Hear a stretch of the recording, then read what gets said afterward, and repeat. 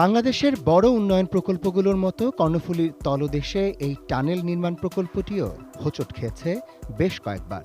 তবে প্রধানমন্ত্রীর সরাসরি নজরদারিতে থাকা এই প্রকল্প সব বাধা পেরিয়ে এখন মূল কাজ শুরু করার জন্য পুরোপুরি প্রস্তুত। চীন থেকে আনা আধুনিক খনন যন্ত্রটির কাজ এখন প্রধানমন্ত্রীর উদ্বোধনের অপেক্ষায়। চট্টগ্রামে এই টানেল নির্মাণ কাজ পরিদর্শনে গিয়ে সড়ক পরিবহন ও সেতুমন্ত্রী বহু আগেই চট্টগ্রামবাসীকে দেখিয়েছেন চীনের সাংহাই হয়ে ওঠার স্বপ্ন। সেই স্বপ্ন বাস্তবায়নে এরই মধ্যে প্রায় ৩২% এগিয়েছে তার মন্ত্রণালয়।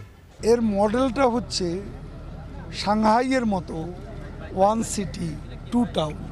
নদীর ওপারেও একটা সিটি গড়ে উঠবে এবং এপারেও পরিকল্পিতভাবে টাউনশিপ গড়ে উঠবে। শুরুতে আমরা বারবার হোঁচট খেয়েছি ফান্ডিং নিয়ে, কিন্তু এখন দ্যাট প্রবলেম ইজ ওভার।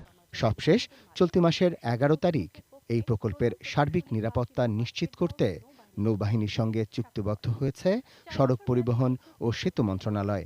সে সঙ্গে বঙ্গবন্ধুর নামে এই টানেলের নামকরণের প্রস্তাবও পাঠানো হয়েছে প্রধানমন্ত্রীর দপ্তরে। সব ঠিক থাকলে বর্তমান সরকারের মেয়াদ পূর্তির আগেই শেষ হবে এই টানেলের নির্মাণ কাজ। আমরা আশা করছি ২০২২ সালের ডিসেম্বরের মধ্যে প্রকল্পটির কাজ সমাপ্ত হবে। প্রকল্প সংশ্লিষ্টরা জানিয়েছেন, চট্টগ্রাম শহরের নেভাল একাডেমি থেকে আনোয়ারা পর্যন্ত ৩.৫ কিলোমিটার দৈর্ঘ্যের টানেলটি হবে ২ টিউবের। টানেলের ভেতরে থাকবে বিকল্প সড়ক সহ ৪টি লেন। দুই প্রান্তেই হবে প্রায় ৫.৫ কিলোমিটারের সংযোগ সড়ক। এই টানেল ব্যবহার করে কর্ণফুলী নদীর তলদেশে ১৮ থেকে ৩১ মিটার গভীর দিয়ে দ্রুত চলাচল করতে পারবে ভারী যানবাহন। Arafat Siddiqui, ATN news, Chittagong.